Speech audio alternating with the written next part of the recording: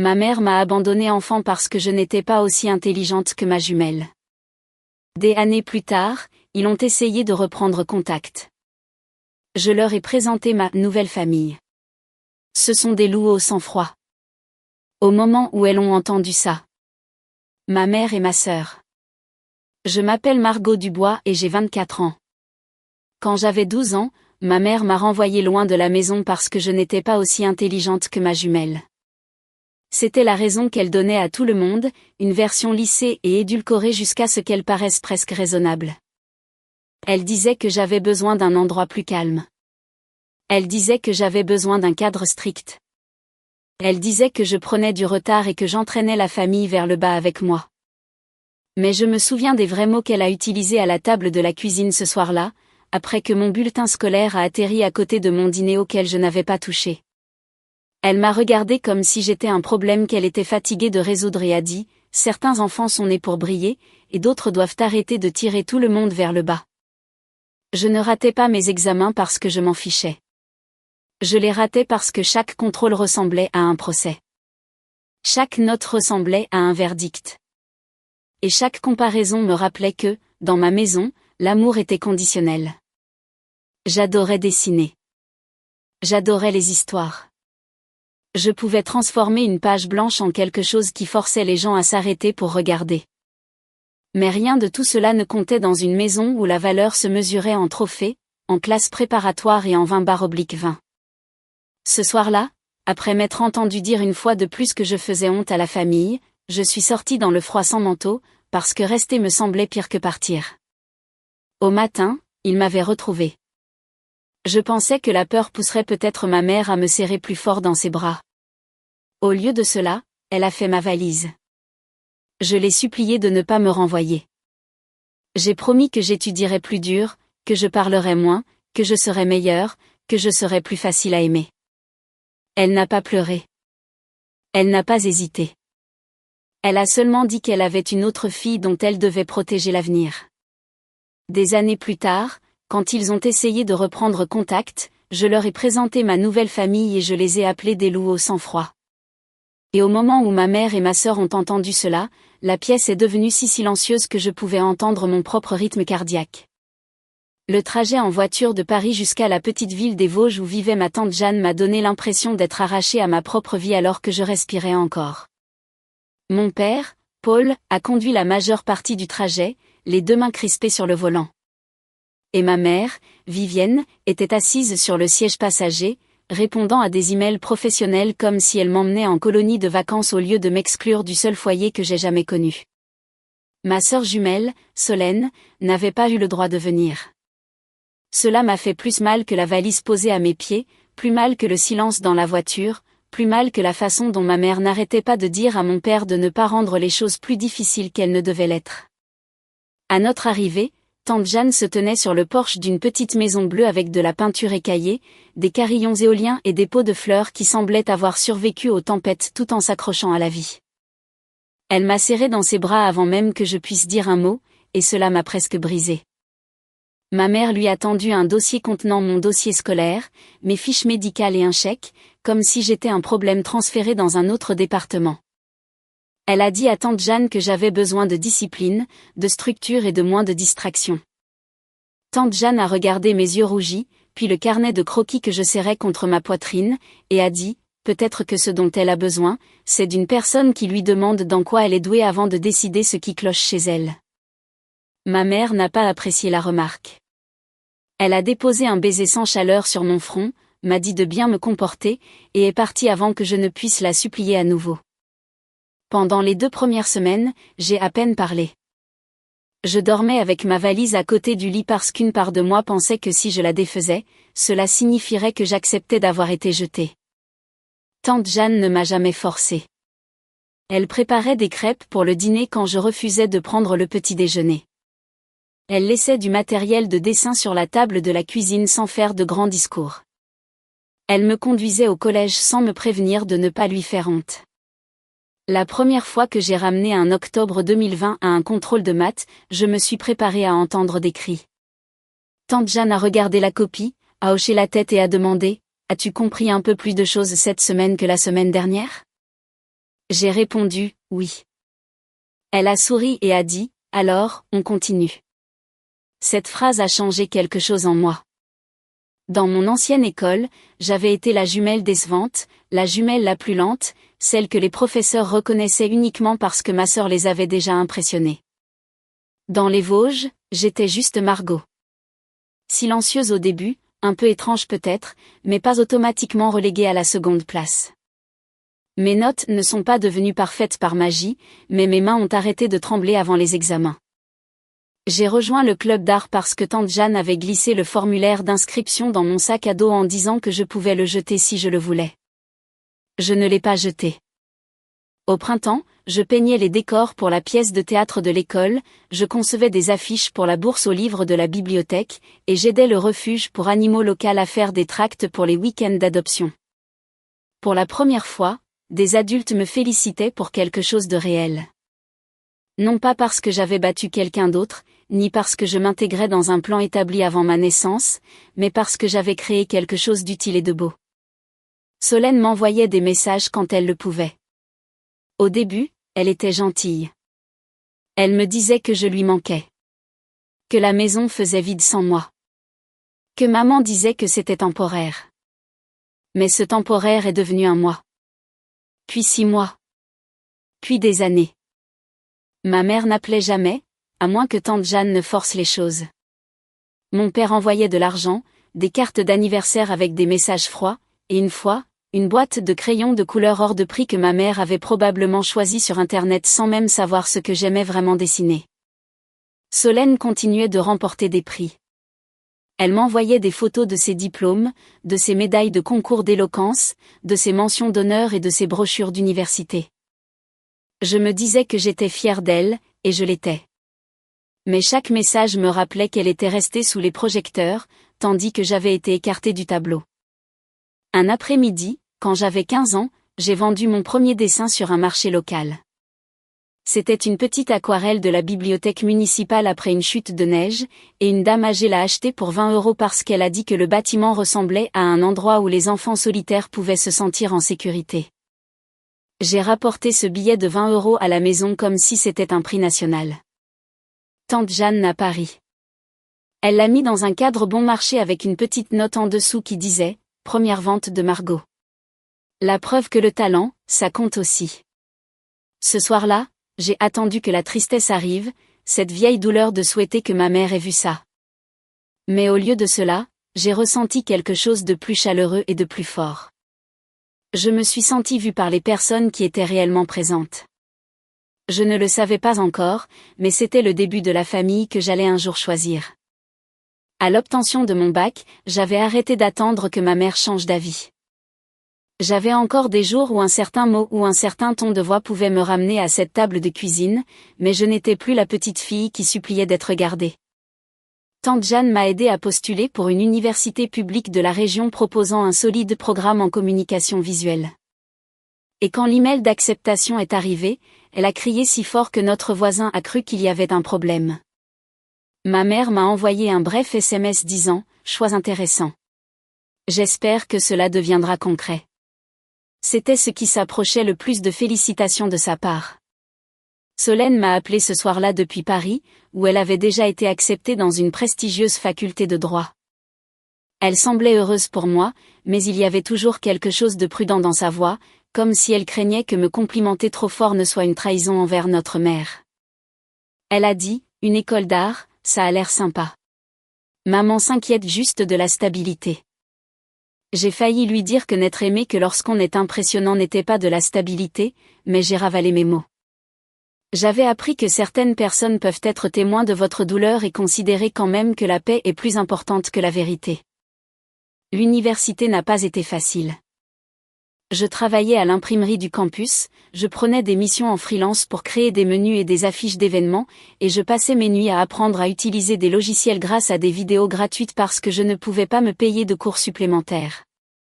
Mais chaque difficulté semblait différente parce qu'elle m'appartenait.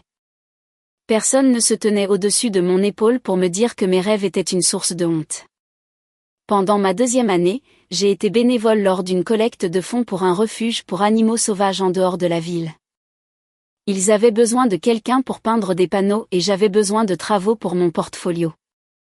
C'est là que j'ai rencontré Clément Loup. Il portait une caisse d'oiseaux blessés quand il a remarqué que j'avais peint un renard sur le panneau des dons avec une oreille légèrement pliée.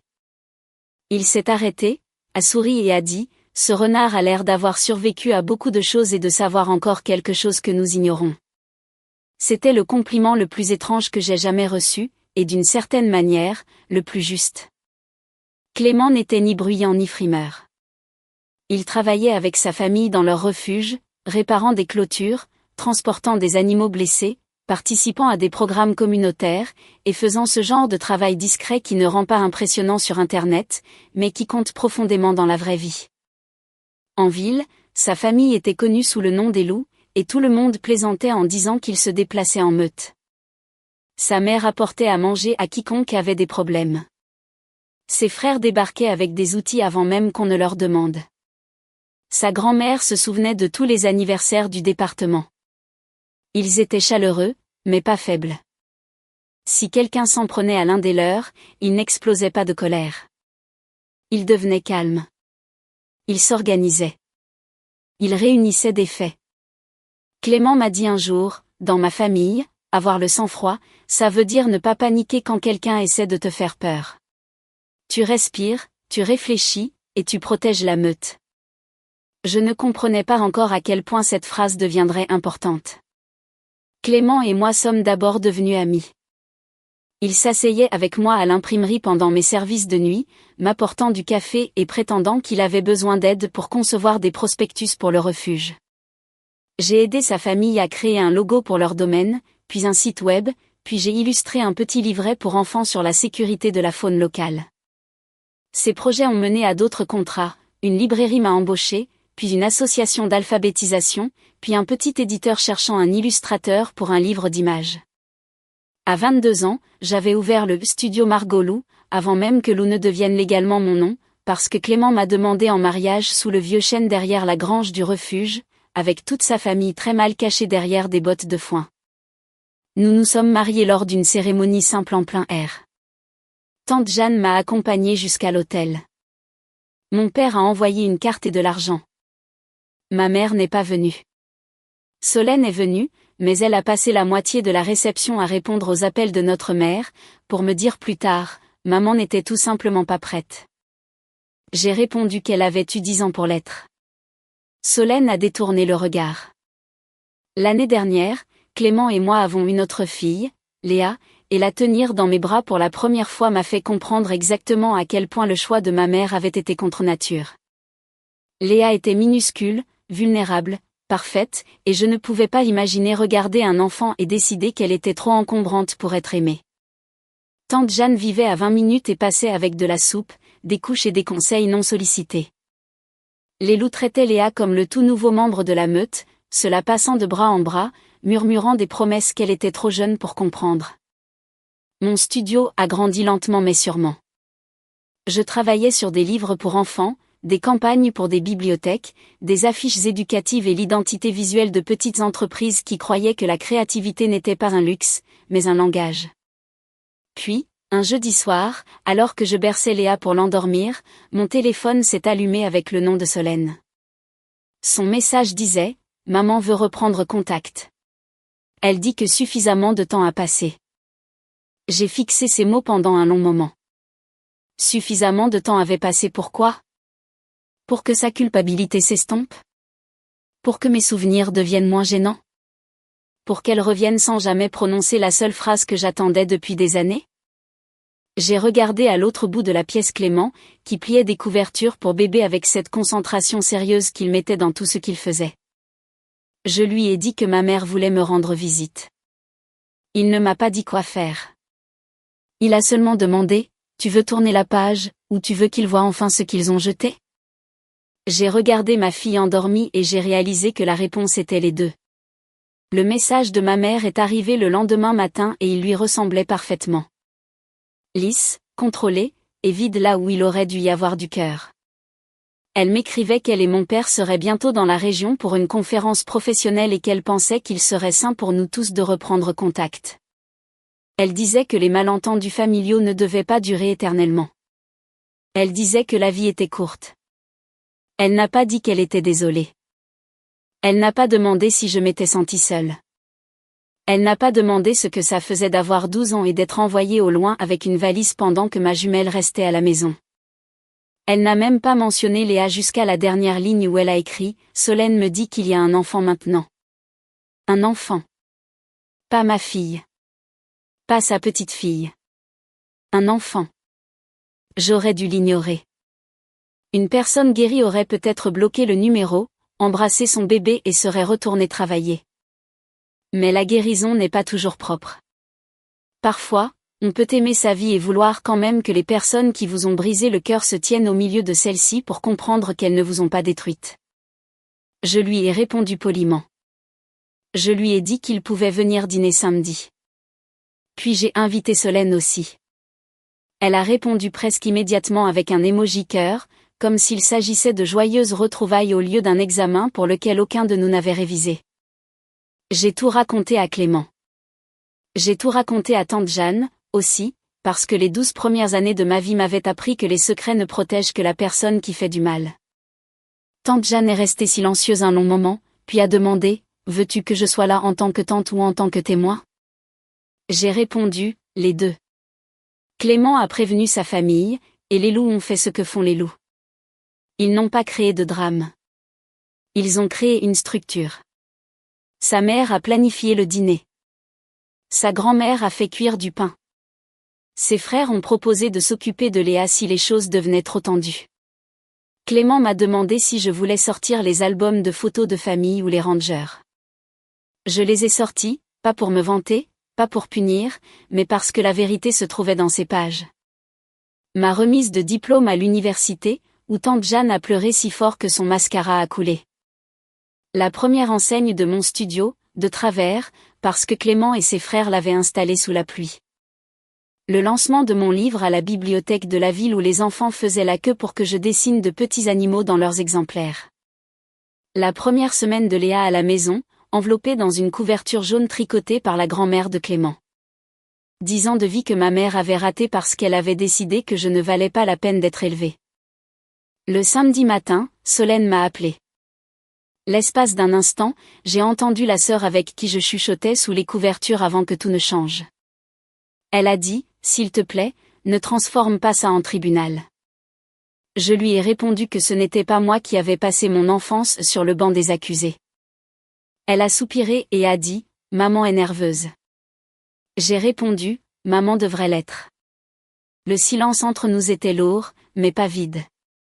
Il portait en lui toutes les fois où elle avait choisi le confort plutôt que le courage.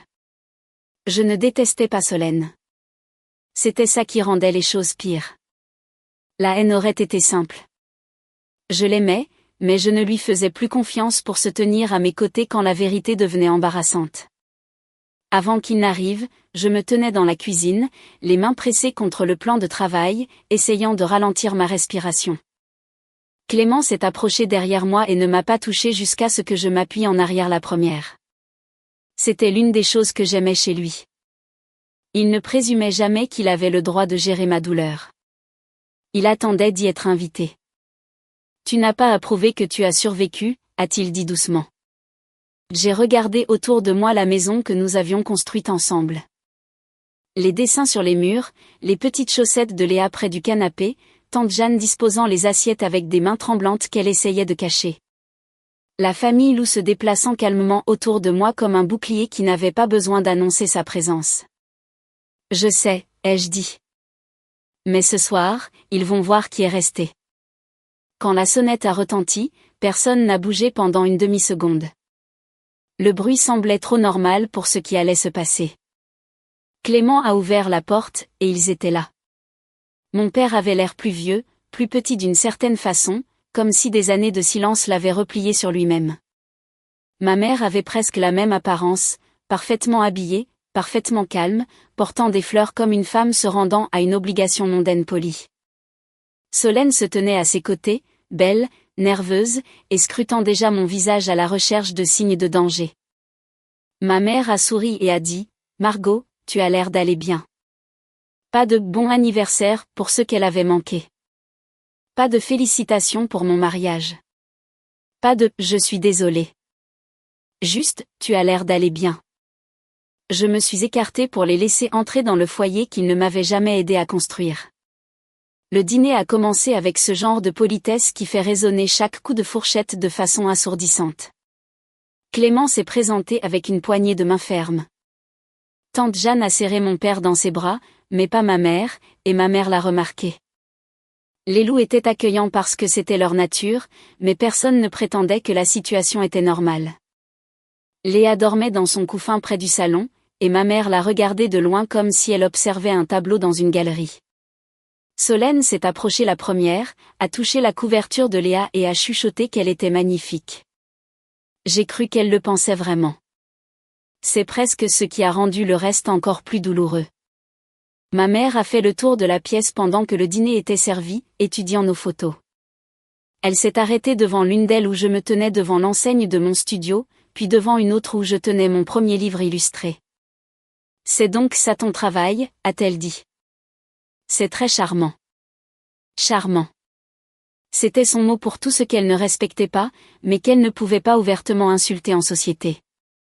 La mère de Clément a souri et a dit « Le travail de Margot aide les enfants à comprendre des histoires avant même de pouvoir lire tous les mots. » Ce n'est pas charmant. C'est important. Le sourire de ma mère s'est crispé. Nous nous sommes assis. Pendant un moment, tout le monde a fait des efforts. Le père de Clément a posé des questions sur leur conférence. Mon père a interrogé tante Jeanne sur la ville. Solène a complimenté la nourriture 3 fois de trop. Puis, ma mère a posé sa serviette sur ses genoux, s'est tournée vers moi et a dit « J'espère que tu comprends maintenant que des décisions difficiles ont été prises pour ton bien. » L'atmosphère à table a changé. Personne n'a bougé, mais l'air est devenu tranchant. J'ai demandé « Quelle décision difficile ?» Elle a eu un petit rire doux. Le genre de rire destiné à me faire passer pour déraisonnable avant même que je ne parle. T'envoyer dans un endroit plus calme. Tu avais des difficultés, Margot. Tu avais besoin d'un environnement différent. Tante Jeanne a posé sa fourchette. Mon père a fixé son assiette. Solène a chuchoté, « Maman. » Mais ma mère a continué, parce que les gens comme elle confondent le silence avec une permission. Elle a dit, « Tu as manifestement bien réussi à ta façon et c'est bien, mais à l'époque, ton comportement affectait toute la famille. » Nous devions aussi penser à l'avenir de Solène. Voilà. Ce n'était plus caché derrière des mots polis. La même vieille équation. Un enfant avait un avenir. L'autre enfant était un obstacle. J'ai senti la main de Clément sous la table, il ne m'a pas agrippée, il l'a juste posée là au cas où j'en voudrais. J'en avais envie. J'ai pris sa main. Puis je me suis levée. Ma chaise a fait un petit bruit sur le sol et tous les visages se sont tournés vers moi. J'ai pris mon verre d'eau parce que je ne me faisais pas confiance avec quelque chose de plus fort. Je voudrais porter un toast, ai-je dit. Ma mère a cligné des yeux, surprise, comme si elle s'attendait à des larmes et qu'elle avait droit à un discours à la place. J'ai d'abord regardé tante Jeanne. À la femme qui a recueilli une jeune fille de 12 ans avec une valise, un carnet de croquis et aucune idée de la raison pour laquelle il était si facile de l'abandonner. Tu ne m'as pas réparé parce que je n'ai jamais été brisée. Tu m'as donné l'espace pour grandir. Les yeux de tante Jeanne se sont remplis de larmes, mais elle n'a pas détourné le regard. Je me suis tournée vers Clément. À mon mari, qui ne m'a jamais demandé de devenir impressionnante avant de décider que j'étais digne d'être aimée. La mâchoire de Clément s'est contractée et son pouce a caressé doucement mes phalanges. Puis j'ai regardé autour de la table ses parents, ses frères, sa grand-mère.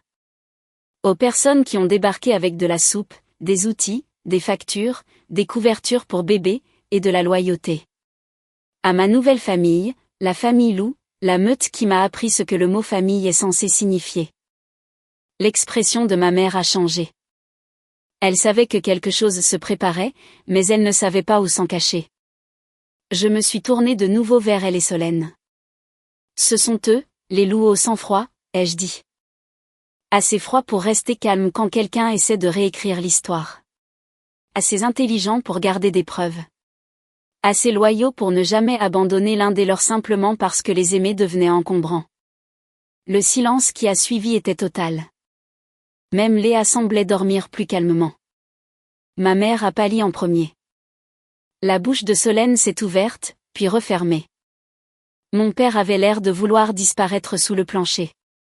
Ma mère a finalement chuchoté, « Comment oses-tu me parler ainsi devant des étrangers ?» La grand-mère de Clément, qui avait été silencieuse toute la soirée, a dit, « Nous ne sommes pas des étrangers. Nous sommes les personnes qui sont arrivées après votre départ. » C'est à ce moment-là que les yeux de ma mère se sont remplis de larmes. Mais ce n'était pas le genre de larmes dont j'avais rêvé quand j'étais enfant. C'étaient des larmes de colère, des larmes d'humiliation, des larmes pour l'image d'elle-même qui venait d'être abîmée.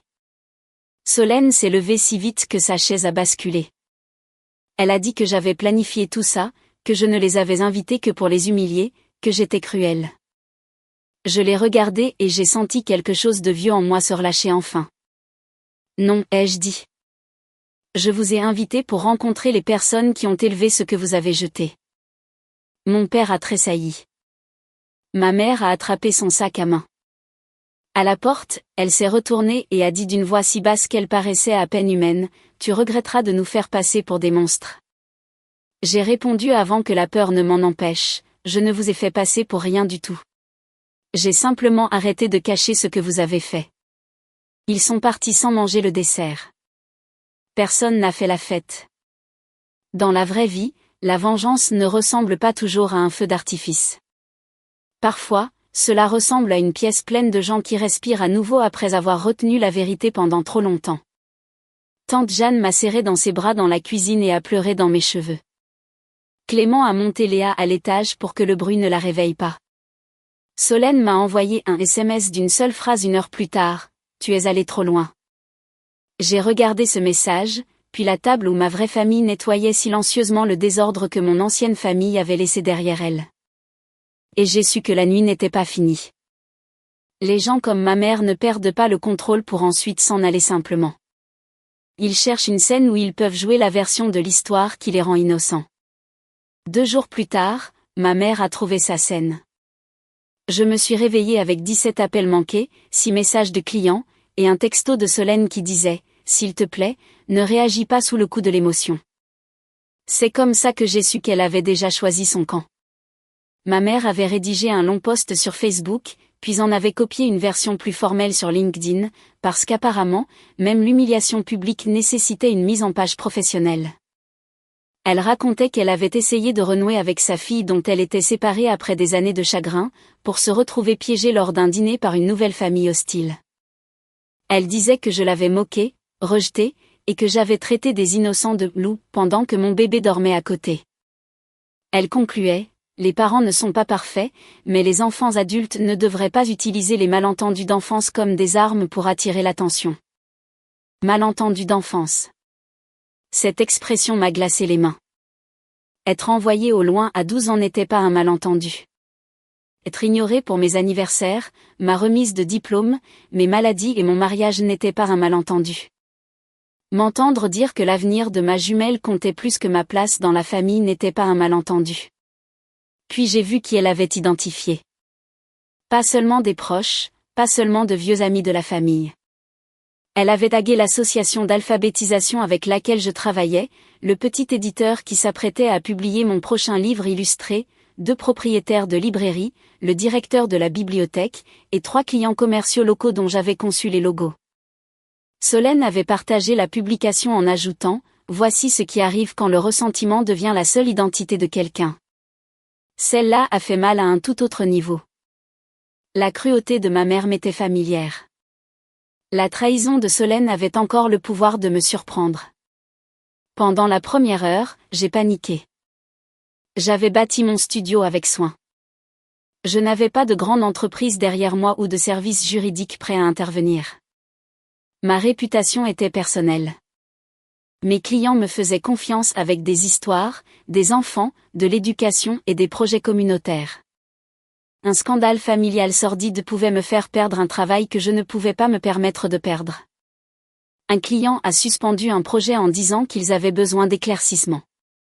Un autre a demandé si les accusations étaient fondées. Un troisième a simplement écrit « Est-ce que tout va bien ?» Je me tenais dans la buanderie, mon téléphone à la main, tremblant si fort que j'ai failli le faire tomber. Clément m'y a trouvé. Il a lu la publication une fois. Son visage n'a pas beaucoup changé, mais sa voix est devenue basse, de cette façon qui signifiait qu'une tempête venait de s'organiser. « Ne réponds pas encore », a-t-il dit. « On sauvegarde tout d'abord. » C'est à ce moment-là que les loups au sang-froid sont devenus exactement ce que je les avais appelés. Clément a pris des captures d'écran de chaque publication, chaque tag, chaque commentaire. Son frère a dressé une chronologie de ma vie, du jour où j'ai été renvoyée à celui où ma mère m'a recontacté. Sa mère a rassemblé des photos de mes diplômes, de mes anniversaires et des événements du studio que ma mère avait manqués. Tante Jeanne a noté les dates, y compris les mois où ma mère refusait de prendre mes appels et les années où elle n'est jamais venue me rendre visite. Personne n'a crié, personne n'a proféré de menaces, personne ne s'est comporté comme ma mère le souhaitait. Ils sont devenus calmes, précis, et impossibles à intimider. Je voulais écrire une réponse furieuse. Je voulais cracher toutes les choses horribles que j'avais ravalées depuis mon enfance. Clément a lu mon brouillon et a dit « C'est la vérité, mais ça sonne comme de la douleur. Donne-leur la vérité, mais que ça sonne comme des preuves. » Alors, j'ai réécrit. Cette fois, j'ai fait simple. J'ai dit que ma mère avait le droit à ses sentiments, mais pas de nuire à mes relations professionnelles avec une histoire trompeuse. J'ai déclaré que j'avais été renvoyée de chez moi à 12 ans après des années de comparaison avec ma jumelle. J'ai déclaré que ma mère n'avait pas entretenu de relation avec moi, n'avait pas assisté à ma remise de diplôme, à mon mariage, ni à la naissance de ma fille, et m'avait contacté récemment sans aucune excuse. J'ai précisé que le dîner avait été douloureux, mais que personne ne l'avait menacé. J'ai terminé en demandant à mes clients et collègues de ne s'engager dans aucun harcèlement envers qui que ce soit et en affirmant que je continuerai à protéger ma famille et mon travail avec honnêteté. Tante Jeanne a commenté en dessous avec son propre témoignage. Elle n'a pas insulté ma mère une seule fois. Elle a simplement confirmé qu'elle m'avait élevée à partir de mes 12 ans parce que mes parents avaient choisi de ne pas le faire. Puis la mère de Clément a commenté. Puis le directeur de la bibliothèque, qui me connaissait depuis l'université. Puis l'auteur dont j'avais illustré le livre. Les gens ont commencé à demander à ma mère pourquoi elle avait identifié mes clients dans une affaire familiale privée. Quelqu'un de son cercle professionnel a demandé pourquoi une directrice des admissions humilierait publiquement sa fille adulte à propos de difficultés scolaires survenues pendant l'enfance. Ma mère a supprimé ce commentaire. Quelqu'un en a fait une capture d'écran. Dès le soir, la publication s'était retournée contre elle. L'éditeur qui avait suspendu mon projet m'a envoyé un email pour s'excuser que j'ai été entraînée dans quelque chose d'aussi personnel. L'association a non seulement maintenu mon contrat, mais m'a aussi demandé si j'envisagerais d'illustrer une nouvelle campagne éducative sur le fait que les enfants apprennent de différentes manières. Pendant ce temps, le post LinkedIn de ma mère a atteint des gens auxquels elle ne s'attendait pas. Des parents du réseau d'écoles privées où elle travaillait ont commencé à commenter prudemment, demandant si ses opinions sur les enfants ayant des styles d'apprentissage différents reflétaient ses valeurs professionnelles. Un membre du conseil d'administration d'un comité de bourse a retiré son nom d'un prochain panel sur l'excellence familiale. Solène, qui travaillait comme consultante en éducation, a reçu des messages de collègues lui demandant pourquoi elle s'était publiquement moquée de quelqu'un qui parlait d'abandon infantile. Pour la première fois de ma vie, la version de la réalité de ma mère n'était pas la plus bruyante de la pièce. Cette nuit-là, mon téléphone a sonné. Son nom est apparu sur l'écran, et pendant une stupide seconde, l'enfant en moi a espéré qu'elle appelait pour s'excuser. J'ai décroché. Elle n'a pas dit bonjour. Elle a dit, retire ta publication. Tu es en train de me ruiner. J'ai regardé Clément, tante Jeanne, et Léa endormie contre son épaule, et je me suis sentie étrangement calme. Non, ai-je répondu. C'est toi qui as publié le mensonge. Moi, je n'ai fait que publier la chronologie des faits. Ma mère a respiré fort dans le téléphone. Puis elle a dit la chose la plus cruelle à laquelle elle a pu penser, tu as toujours été impossible à aimer. 10 ans plus tôt, cette phrase m'aurait détruite. Cette fois, j'ai regardé les personnes qui prouvaient qu'elle avait tort. Peut-être pour toi, ai-je dit. Mais pas pour eux. Puis j'ai raccroché. Le lendemain matin, Solène est venue à mon studio sans prévenir. Elle avait l'air épuisée, comme si elle avait passé la nuit à essayer de maintenir en un seul morceau une histoire qui ne cessait de se fissurer.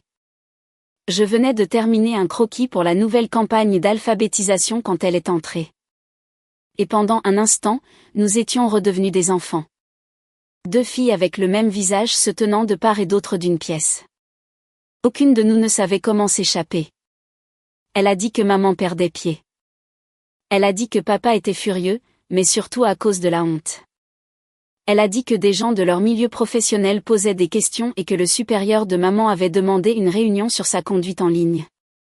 J'ai attendu les excuses qui auraient dû suivre. Au lieu de cela, Solène a dit, tu dois lui donner quelque chose. Juste de petites excuses publiques. Dis que les émotions étaient fortes, dis que tu regrettes tes mots. Je l'ai fixé. Tu veux que je m'excuse parce que sa tentative de détruire ma réputation n'a pas fonctionné? Solène a tressailli, mais elle a continué. Elle a dit que maman avait fait des sacrifices pour nous. Elle a dit que je ne comprenais pas la pression que nos parents subissaient. Elle a dit que les affaires de famille ne devaient pas être jugées par des inconnus sur Internet. C'est à ce moment-là que j'ai réalisé que ma sœur n'était pas prise au piège entre nous. Elle se tenait exactement là où elle avait choisi de se tenir. Peut-être qu'elle m'aimait. Peut-être même qu'elle savait que j'avais raison. Mais quand la vérité menaçait la version de la réussite autour de laquelle elle avait construit sa vie, elle protégeait le mensonge. Je lui ai dit que je ne m'excuserais pas d'avoir dit la vérité. Je ne protégerai pas l'image de personnes qui ont abandonné un enfant et appelé ça de l'éducation. Les yeux de Solène se sont remplis de larmes et elle a chuchoté, « Tu vas briser cette famille. » J'ai failli rire. Pas parce que c'était drôle, mais parce que c'était une ruse tellement vieille. Blâmer la personne qui tient le miroir pour le visage qui s'y reflète. Non, ai-je dit, je suis la partie de cette famille qui a survécu après avoir été brisée. Après son départ, Clément et moi avons renvoyé une lettre formelle par l'intermédiaire d'un avocat. Rien de dramatique. Pas de procès intenté ce jour-là, juste une mise en demeure claire exigeant que ma mère supprime les publications, cesse de contacter mes clients et arrête de faire de fausses déclarations susceptibles de nuire à mon entreprise. Y étaient joints des captures d'écran, des chronologies, des témoignages et la preuve que ces publications avaient déjà interféré avec mon travail. Les loups au sang-froid avaient monté un dossier si complet que même ma mère ne pouvait pas le détourner. Le soir même, les 2 publications avaient disparu. À la place, ma mère a posté une brève déclaration expliquant qu'elle se retirait des réseaux sociaux pour se concentrer sur une introspection personnelle. Cela n'incluait pas mon nom. Cela n'incluait pas d'excuses, mais les dommages causés à son image parfaite étaient déjà faits. En l'espace d'une semaine, elle a été retirée d'un panel d'admission d'école privée où elle devait parler de l'identification du potentiel chez les enfants. Une phrase pareille aurait été drôle si elle n'avait pas été si triste. Plusieurs parents ont écrit à son bureau pour demander si les enfants créatifs, anxieux ou scolairement moyens étaient traités comme des problèmes sous sa direction. Elle n'a pas tout perdu. Et je n'ai pas besoin de faire semblant que ce fut le cas pour que l'histoire soit satisfaisante. Mais elle a perdu la seule chose qu'elle valorisait le plus, le droit d'être considérée comme une autorité incontestable en matière de famille à succès. Mon père a appelé une fois. Il a dit qu'il regrettait que les choses se soient passées ainsi. Je lui ai demandé de quelle chose il parlait, le dîner, la publication, ou le jour où il m'a conduite au loin en laissant ma mère appeler cela une nécessité. Il n'a eu aucune réponse. Les conséquences pour Solène furent plus silencieuses. Ses collègues ne l'ont pas annulée, mais ils ont cessé de la voir comme la fille parfaite issue de la famille parfaite. Un rectorat a reporté un atelier qu'elle était censée animer sur la confiance en soi des élèves après que des parents ont fait part de leurs inquiétudes concernant ses commentaires publics. Pour la première fois, elle a dû s'expliquer sur le fait d'avoir défendu la cruauté simplement parce qu'elle venait de notre mère. Un mois plus tard, elle m'a envoyé un message qui disait « Je commence à comprendre certaines choses ». Je n'ai pas répondu tout de suite. Le pardon, s'il vient un jour, ne sera pas précipité juste parce que quelqu'un commence enfin à se sentir mal à l'aise avec ses propres choix. Quant à moi, Mon studio ne s'est pas effondré. Il a grandi. L'association m'a embauché pour la campagne sur les différentes formes d'intelligence, et j'y ai mis tout mon cœur. J'ai dessiné des enfants qui résolvaient des problèmes avec la musique, le mouvement, les couleurs, la gentillesse, la mémoire, la patience et l'imagination. J'ai dessiné des enfants à qui l'on avait dit qu'ils étaient trop lents, trop silencieux, trop distraits. Et j'ai fait en sorte que chacun d'entre eux ait l'air digne d'être aimé. Quand les affiches ont été placardées dans les bibliothèques de toute la région, tante Jeanne s'est tenue à côté de l'une d'elles et a pleuré. Clément a soulevé Léa pour qu'elle puisse toucher l'image d'une petite fille qui peignait des étoiles sur le mur d'une classe. À cet instant, j'ai compris la leçon que ma vie avait essayé de m'enseigner. L'éducation n'est pas censée apprendre aux enfants que l'amour doit se mériter par la perfection. La vraie éducation donne aux gens des connaissances précieuses sur eux-mêmes et sur le monde. Elle les aide à grandir, pas à rétrécir. Elle apprend aux adultes à reconnaître des forces différentes au lieu de punir les enfants parce qu'ils ne correspondent pas à une définition étroite de la réussite. Ma mère pensait qu'elle avait jeté la jumelle la plus faible. Ce qu'elle a réellement fait, c'est me remettre à des personnes qui savaient comment m'aider à devenir entière. Le sang peut expliquer d'où l'on vient, mais il n'a pas le droit de décider à quel endroit on appartient. La famille, ce ne sont pas toujours les gens qui portent le même nom que vous.